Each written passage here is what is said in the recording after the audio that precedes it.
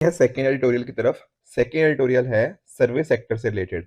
अब देखो ये जो पर्टिकुलर एडिटोरियल है काफी इंपॉर्टेंट है, स्पेशली मैं बात करूंगा मेंस की। क्यों? क्योंकि इस एडिटोरियल के अंदर ना बहुत सारे राइटर ने अलग अलग आपको फैक्ट्स दे रखे हैं, तो आप इन फैक्ट्स को यूज कर सकते हो अपने आंसर्स के अंदर। तो जरा डिस्कस करते हैं कि आखिर यहाँ पे राइटर क्या क्या रहे हैं। देखिए जो सर्विस सेक्टर होता है वो कहीं ना कहीं हमारे करंटली जीडीपी के अंदर आप जानते हो कि सबसे मेजर डोमिनेंट सेक्टर बन चुका है। ओवर द टाइम हमने ये चीज नोटिस भी करी है कि पहले हमें एग्रीकल्चर काफी इंपॉर्टेंट था। ठीक है, बहुत सारे लोग इन्वॉल्व थे। इनफैक्ट आज भी एग्रीकल्चर के अंदर एक अच्छे खासे लोग इन्वॉल्व हैं। बट कहीं ना कहीं थोड़े टाइम के अंदर ही हमने ये चीज देखी कि आज के टाइम पे सर्विसेज हमारे लिए सबसे इंपॉर्टेंट सेक्टर बनता जा रहा है। इवन फॉरेन इन्वेस्टमेंट बहुत ज्यादा आ रही है यहाँ पे। जब हम बात कर रहे हैं इवन कोविड-19 के टाइम की, तो पेंडेमिक के जस्ट बाद भी ना हमने देखा कि एक सिग्निफिकेंट यहाँ पे हमारे फॉरेन डायरेक्ट इन्वेस्टमेंट देखने को मिली। इंडियन एक्सपोर्ट्स को बूस्ट करने के लिए भी बहुत इंपॉर्टेंट रोल यहाँ पे इन्होंने प्ले किया। ऑल्दो आज भी एग्रीकल्चर के अंदर ही सबसे ज्यादा एम्प्लॉयमेंट है, बट तब भी कुछ शिफ्ट हमें यहाँ पे देखने को मिला है। नियरली 30% इंडियन वर्कफोर्स को यहाँ पे एम्प्लॉयमेंट भी मिल रही है। अब देखो बात ये आती है कि जब हम बात करते हैं सर्विस सेक्टर की, तो कौन कौन सी चीजें हमारे दिमाग में आनी चाहिए। जैसे ट्रेड हो गया, hotel, restaurants, transport, storage, communication, financing, insurance, real estate, business services, community, social and personal services और कंस्ट्रक्शन से रिलेटेड जो सर्विसेज होती हैं। तो बहुत ही डाइवर्स चीजें आ जाएंगी। एंड इवन देखो कोविड-19 के टाइम पे ना, स्पेशली अगर मैं बात करूं तो जैसे होटल्स हो गया, ट्रेड हो गया या ट्रांसपोर्टेशन, इन सेक्टर्स को कुछ झटका लगा, डेफिनेटली लगा। अभी भी ये शायद सेक्टर्स उतना रिकवर नहीं कर पाए, जैसे कि एयरवेज हो गया हमारा। बट कहीं ना कहीं बाकी और सेक्टर्स, चाहे बात करें फाइनेंसिंग, इंश्योरेंस, आईटी सेक्टर जो हो गया, तो यहाँ पर तो इन्होंने सेक्टर्स ने काफी अच्छा रोल प्ले किया है। एंड बाकी सेक्टर्स भी अब थोड़ा अपने ट्रैक पे वापस आ रहे हैं। एंड राइटर यहाँ पर ये भी बात करते हैं कि अगर इंडिया को $5 ट्रिलियन इकोनॉमी का जो हमारा टारगेट है उसको अचीव करना है, एंड साथ ही साथ 2047 तक जो प्राइम मिनिस्टर मोदी जी ने हमें टारगेट दिया हुआ है कि हम डेवलप्ड इकोनॉमी बनना चाहते हैं, अगर इन चीजों को अचीव करना है ना, तो वहां पर सर्विस सेक्टर का इंपॉर्टेंट रोल होने वाला है। एंड साथ ही आप देख भी सकते हो कि 2021-22 में नियरली 53% जो इंडिया का जीवीए था, उसमें कंट्रीब्यूशन किसका रहा है? वो सर्विस सेक्टर का रहा है। पिछले कुछ सालों में एक अच्छी आप CAGR, compounded annual growth rate, आप देख सकते हो नियरली 11.43% हमें यहाँ पर देखने को मिली है। तो एक अच्छी ग्रोथ यहाँ पे हमें कंसिस्टेंटली देखने को मिली है।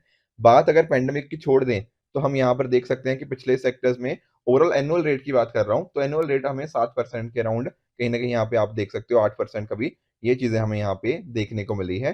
तो यहाँ पे और भी डेटा यहाँ पे दिया हुआ है राइटर ने। ठीक है, तो मेक श्योर कि जब हम डिस्कस कर लेंगे तो आप इस कुछ ना इसके जो फैक्ट्स हैं उनको याद करने की कोशिश करना, ताकि जब एग्जाम में ये क्वेश्चन आए सर्विस सेक्टर की इंपॉर्टेंस के रिगार्डिंग या कुछ भी और इसके रिगार्डिंग, तो आपके पास कुछ इंपॉर्टेंट फैक्ट्स हो अपने पॉइंट को प्रूव करने के लिए।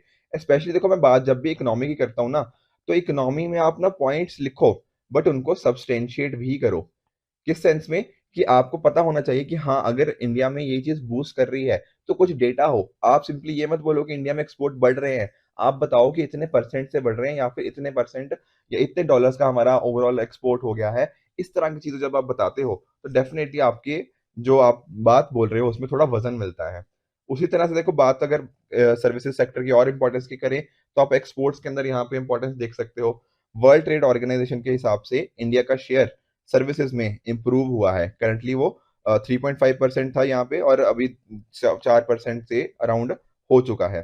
ठीक है, उसी तरह से एफडीआई के अंदर भी हमें यहाँ पे काफी इंपॉर्टेंट रोल प्ले करने को देखने को मिला है, जहां पर नियरली $94 बिलियन का हमें देखने को मिला between April 2000 and March 2022।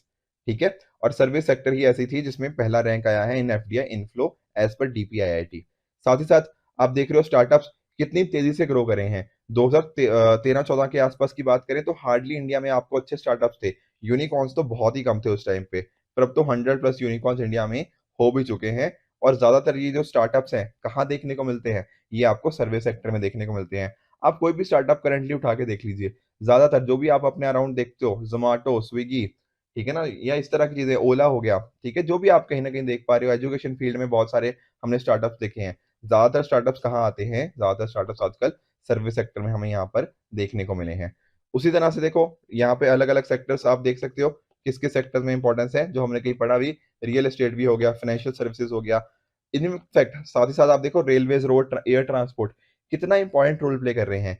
Even जैसे एग्रीकल्चर हो गया, एग्रीकल्चर में जो हमारा क्या होता है, एक होता है प्रोडक्शन प्रोसेस, एक होता है क्या, पोस्ट प्रोडक्शन प्रोसेस। तो पोस्ट प्रोडक्शन में क्या आ गया, मार्केटिंग आ गया, स्टोरेज आ गया, ट्रांसपोर्टेशन आ गया। तो स्टोरेज ट्रांसपोर्टेशन कौन देख रहा है, ये हमारे सर्विस सेक्टर ही तो देख रहा है। और देखो नीति आयोग की अगर आपने रिपोर्ट पढ़ी हो ना, तो नीति आयोग ने क्या बोला था कि नियरली क्या हो रहा है हमारा, 90,000 करोड़ रुपए का लॉस हो रहा है हर साल। क्यों, क्योंकि हमारा ये पोस्ट प्रोडक्शन प्रोसेस या फिर स्टोरेज ट्रांसपोर्टेशन, ये चीजों की कमी है। तो सोचो, अगर हमने अपने सर्विस सेक्टर को बेहतर बना लिया तो सिर्फ सर्विस सेक्टर को फायदा नहीं है, यहाँ पे हमारा एग्रीकल्चर, हमारे जो फार्मर की सिचुएशन आज के टाइम पे खराब है, इसको हम ठीक कर सकते हैं सर्विस सेक्टर को इम्प्रूव करते हुए। साथ ही साथ हमारी ओवरऑल जो बात होती है बार बार लॉजिस्टिक्स कॉस्ट की, अगर हमारी जो लॉजिस्टिक कॉस्ट करंटली अराउंड 14% है जीडीपी के कॉरस्पॉन्डिंग, बाकी देशों में कहीं आपको 8%, 9% इस तरह से मिल जाएगी। तो जो हमारी बात ना हमारे मिनिस्टर जी नितिन गडकरी जी बार बार बोलते हैं कि इसको अगर हमने इम्प्रूव कर दिया तो ओवरऑल इंडिया का एक्सपोर्ट पोटेंशियल बहुत ज्यादा बढ़ सकता है। इंडिया वर्ल्ड के जो हम बात कर रहे हैं डेवलप्ड इकोनॉमी, उनकी तरफ मूव कर सकता है। तो ये चीज में सर्विस सेक्टर का एक बहुत इंपॉर्टेंट रोल होने वाला है।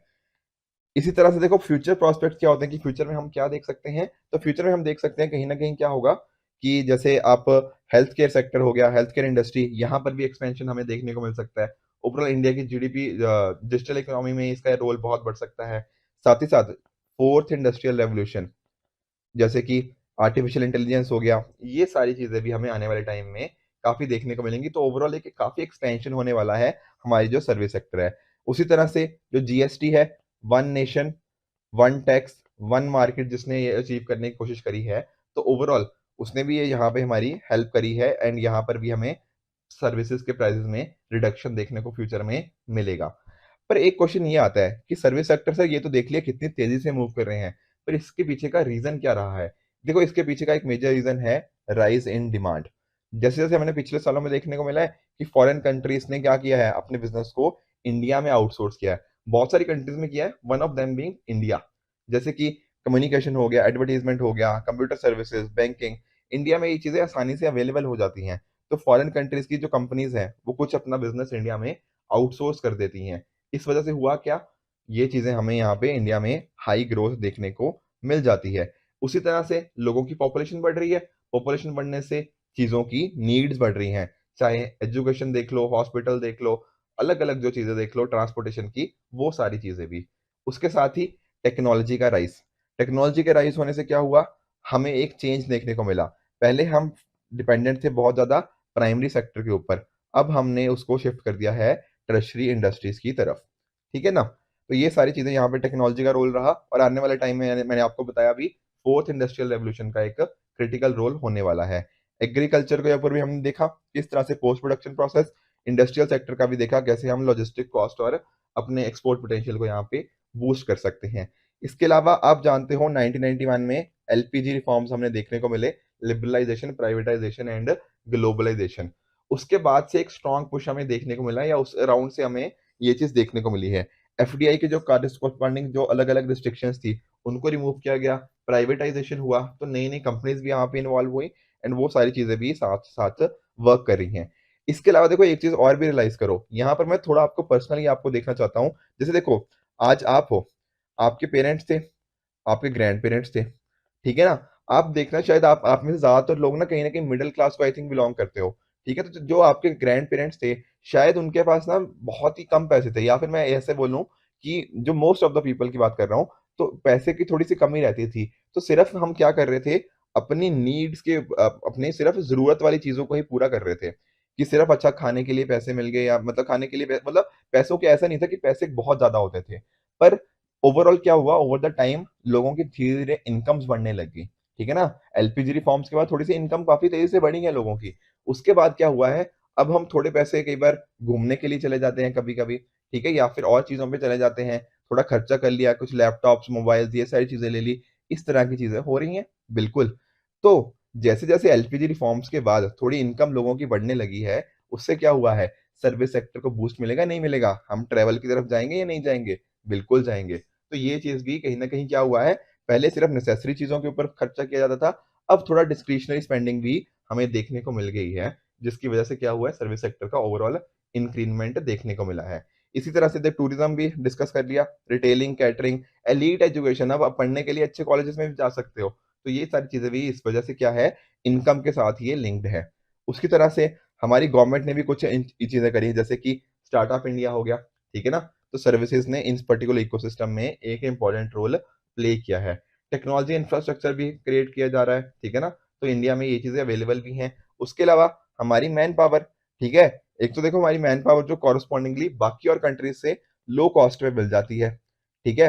और इंडिया के अंदर आपको स्किल्ड लोग भी मिल जाएंगे ठीक ठाक, राइट। आईटी के कॉरस्पॉन्डिंग आप देख रहे हो कितने ज्यादा इंडिया में यहाँ पे लोग हैं, तो यहाँ पर भी एक प्रॉपर रीजन बन जाता है इंडिया में सर्विस सेक्टर की ग्रोथ का। प्रोडक्टिविटी इंक्रीज हुई है ओवरऑल। आप जानते भी हो कि ओवरऑल जो हमारी लेबर प्रोडक्टिविटी होती है वो इसी बात पे डिपेंड करती है कि कितना हम आउटपुट निकाल रहे हैं, output per hour of labour, ठीक है ना, लेबर के पर आवर के हिसाब से। और इंडिया में अगर देखो कहीं ना कहीं अगर हम कैपिटल के अंदर इन्वेस्ट करें, टेक्नोलॉजी के अंदर इन्वेस्ट करें, ह्यूमन कैपिटल डेवलपमेंट के अंदर इन्वेस्ट करें, तो ये सारी चीजें मिलके क्या करेंगी, ये सारी मिलके हमारी प्रोडक्टिविटी को इंप्रूव कर रही है। इस वजह से हमारा ओवरऑल सर्विस सेक्टर की ग्रोथ भी हमें यहाँ पर देखने को मिल रही है। इसके साथ ही ग्लोबल टेक्नोलॉजी हब, ठीक है, इंडिया में करंटली भी ये चीजें हो रही हैं, ठीक है। और साथ ही साथ आप चाहे पेटेंट्स की बात करो, तो ये नए नए जो इनोवेशन हो रहे हैं इंडिया में, इन्होंने भी यहाँ पर हमें हेल्प किया है ओवरऑल हमारी जीडीपी ग्रोथ के अंदर और सर्विस सेक्टर के अंदर। पर ये तो फैक्टर्स बता दिए राइटर ने कि फैक्टर्स कुछ है जिसकी वजह से सर्विस सेक्टर बूम कर रहा है, पर हमारा ये सेक्टर कुछ चैलेंजेस भी तो फेस कर रहा है। इसके पीछे का रीजन है लैक ऑफ गवर्नमेंट इंसेंटिव्स। अब आप सोच रहे होंगे कि सर अभी तो आपने थोड़ी देर पहले बोला कि गवर्नमेंट ने कुछ पॉजिटिव स्टेप्स लिए जिस वजह से हुआ है। हाँ बिल्कुल हुआ है, पर अगर हम इसको कंपेयर करें ना थोड़ा मैन्युफैक्चरिंग सेक्टर के साथ, तो मैन्युफैक्चरिंग सेक्टर के कॉरस्पॉन्डिंग गवर्नमेंट की ज्यादा इंसेंटिव्स हैं, सर्विस सेक्टर के कॉरस्पॉन्डिंग थोड़े से कम है। एग्जाम्पल से समझो, जैसे कि एक स्कीम आई, मर्चेंडाइज एक्सपोर्ट इंसेंटिव स्कीम, ठीक है। इस तरह से अलग अलग और स्कीम्स भी आई, इन्होंने काफी अच्छा बेनिफिट दिया, नियरली 40,000 करोड़ का। पर सर्विस एक्सपोर्ट इंसेंटिव स्कीम यहाँ पर सिर्फ 4,000 करोड़ का मिल पाया। तो मर्चेंडाइज एक्सपोर्टर्स का सिर्फ ये 10% है। तो ये जो एक तरह से हमने फोकस एक्सेसिवली मैन्युफैक्चरिंग पे करा है और सर्विस के ऊपर कम करा है, अगर थोड़ा सा सर्विसेज के ऊपर और करें तो डेफिनेटली बेनिफिट ये कर सकता है। उसी तरह से ट्रेड रिस्ट्रिक्शंस, देखो बहुत सारी फॉरेन गवर्नमेंट्स ने अलग अलग ट्रेड रिस्ट्रिक्शंस लगा रखी हैं।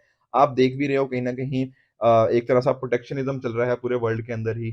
तो उस वजह से भी इंडिया का जो एक्सपोर्ट पोटेंशियल है हमारी सर्विसेज का, वो थोड़ा कम हुआ है, ठीक है। इंडिया देखो जो OECD, organisation for economic operation and development का सर्विसेज ट्रेड रिस्ट्रिक्टिवनेस इंडेक्स है, उसके हिसाब से भी इंडिया, सॉरी, थाईलैंड और इंडोनेशिया ही इंडिया से ज्यादा रिस्ट्रिक्टिव है, बट अदरवाइज इंडिया भी बहुत ज्यादा रिस्ट्रिक्टिव यहाँ पे देखने को मिला है। मैन पावर की बात देखो, ऑल दो इंडिया में स्किल्ड मैन पावर है, पर मैंने आपको कुछ लेक्चर्स पहले भी बताया था क्या, कि इंडिया में आज भी जो स्किल इंडिया रिपोर्ट आती है उसके हिसाब से नियरली 55% लोग ही सिर्फ एम्प्लॉयबल होते हैं, ठीक है। तो लार्ज पूल तो है, बट शायद अभी भी जो स्किल्स चाहिए और जो कहीं ना कहीं लोगों के पास एक तरह से उनकी नॉलेज है या फिर जो इंडस्ट्री एकेडमिया लिंकेज है वो अभी उतनी स्ट्रांग नहीं है। तो ये चैलेंज भी कहीं ना कहीं क्या हुआ, सर्विस सेक्टर की ग्रोथ को थोड़ा इम्पैक्ट करता है।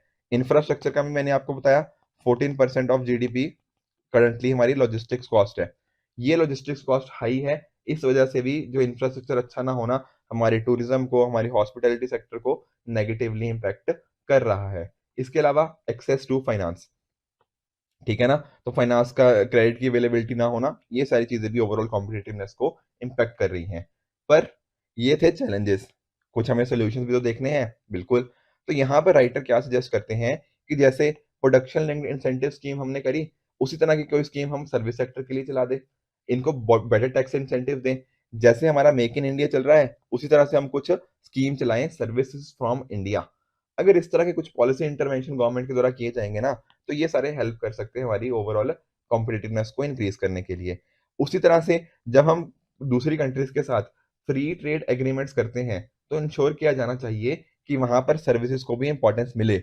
अक्सर हम ना एफटीएस के अंदर क्या होता है कि गुड्स के अंदर नेगोशिएशन हो जाता है कि गुड्स के लिए हम ये चीजें कर रहे हैं या इतनी ड्यूटी कम कर रहे हैं, पर सर्विसेज के लिए कौन करेगा। तो यही बात यहाँ पे राइटर बोल रहे हैं कि सर्विसेज को भी उतना ही इंपॉर्टेंस देनी चाहिए जब हम बात कर रहे हैं ट्रेड नेगोशिएशन या फ्री ट्रेड एग्रीमेंट साइन करते वक्त। जैसे एग्जांपल देख लो, इंडिया ऑस्ट्रेलिया का जो एग्रीमेंट हुआ, वहां पर हमने क्या किया कि सर्विसेज को भी कॉरस्पॉन्डिंगली इंपॉर्टेंस दी गई है। उसी तरह से डेटा सर्विसेज का देखो, जैसे आप आईटी की बात कर लो, कम्युनिकेशन की बात कर लो, ट्रेडिंग की बात कर लो, तो सभी जगह क्या है, डेटा इज वेरी इंपॉर्टेंट। ठीक है, data is the new oil बोला भी जाता है। तो इस तरह के मान लो कि डेटा कहाँ पे प्रोसेस होगा, डेटा कहाँ पे स्टोर होगा, डेटा लोकलाइजेशन जैसी चीजें हो रही हैं या नहीं हो रही, तो इस तरह की डेटा के रिगार्डिंग जो इश्यूज हैं या जो प्राइवेसी रिगार्डिंग इश्यूज हैं, इनको कहीं ना कहीं हमें सॉल्व करना पड़ेगा। तभी इंडिया उस हिसाब से इंडियन सर्विस सेक्टर एक अच्छा बेनिफिशियरी निकल कर आएगा। चौथी बात यह है कि जब हम बात करते हैं सर्विस सेक्टर की, तो सर्विस सेक्टर में ना मेजरली हम सिर्फ आईटी सेक्टर को इंक्लूड करते हैं। और देख भी रहे हो कि आईटी सेक्टर का ही मेजर रोल है, 55% तो आईटी सेक्टर का ही कंट्रीब्यूशन है। तो जरूरत क्या है, इसको डाइवर्सिफाई करने की। इंडिया का सर्विस सेक्टर बड़ा होना चाहिए, बड़ा इन द सेंस कि इसके अंदर ट्रेड भी हो, टूरिज्म भी हो, बिजनेस भी हो, फाइनेंशियल सर्विसेज भी हो, वो सारी चीजें हो। पर इंडिया में क्या है, सर्विस सेक्टर में मेजर कंट्रीब्यूशन आईटी का ही है। तो डाइवर्सिफाई करेंगे तो ओवरऑल हमारा फर्दर एक्सपेंशन इस पर्टिकुलर चीजों में हमें देखने को मिलेगी। इसके अलावा देखो, सर्विस सेक्टर इंडिया की काफी तेजी से ग्रो कर रही है। ठीक है ना, तो अगर हमारी लेबर प्रोडक्टिविटी, जो कि मैंने आपको क्या बताया, ह्यूमन कैपिटल डेवलपमेंट के ऊपर, टेक्नोलॉजिकल प्रोग्रेस के अंदर, इन्वेस्टमेंट इन कैपिटल के ऊपर डिपेंड करती है। अगर ये सारी चीजें होंगी तो डेफिनेटली क्या होगा, हमारी लेबर प्रोडक्टिविटी कंट्रीब्यूट करेगी हमारी सर्विस सेक्टर की ग्रोथ के लिए। साथ ही साथ गवर्नमेंट की एक ट्रांसपेरेंट पॉलिसी हो, ठीक है, एक स्टेबल पॉलिसी हो, कोई ज्यादा चेंजेस ना हो, तो डेफिनेटली होगा क्या, एफडीआई हमारा इंप्रूवमेंट होगा। और जो हमारे पास एक स्किल टैलेंट पूल है, ठीक है, इसके अंदर अगर इसको स्किल्स और अच्छे से और प्रोवाइड किए जाएं, तो डेफिनेटली जो हमारा डेमोग्राफिक डिविडेंड है उसको हम रीप कर पाएंगे, अच्छी जॉब्स को क्रिएट कर पाएंगे, और हमारी ह्यूमन कैपिटल को अच्छे से यूटिलाइज करते हुए सर्विस सेक्टर और इंडियन इकोनॉमी को और ग्रो कर पाएंगे। ठीक है, तो बहुत सारे फैक्ट्स थे इसके अंदर, बट मेक श्योर कि आप ये सारे फैक्ट्स को ध्यान में रखो, क्योंकि इकोनॉमी के अंदर जब आप आंसर्स लिखोगे तो इन फैक्ट्स को यूज कर सकते हो, एंड डेफिनेटली आपका आंसर एक बहुत अच्छा आंसर निकल कर आएगा। राइट। जो तीसरा आज का एडिटोरियल है वो है वुमेन लाइफ स्टॉक फार्मर से संबंधित, और इसको आप जीएस3 के इकोनॉमिक्स ऑफ एनिमल रेयरिंग के साथ रिलेट कर सकते हो। देखो एक्चुअल में अगर आपने ना 11 अक्टूबर को एडिटोरियल डिस्कशन सुना था, तो उसके अंदर हमने लाइफ स्टॉक सेक्टर को काफी डिटेल में चर्चा की थी। उसके अंदर ही मैंने आपको वुमेन लाइफ स्टॉक फार्मर की इंपॉर्टेंस के बारे में भी डिस्कस कर दिया था।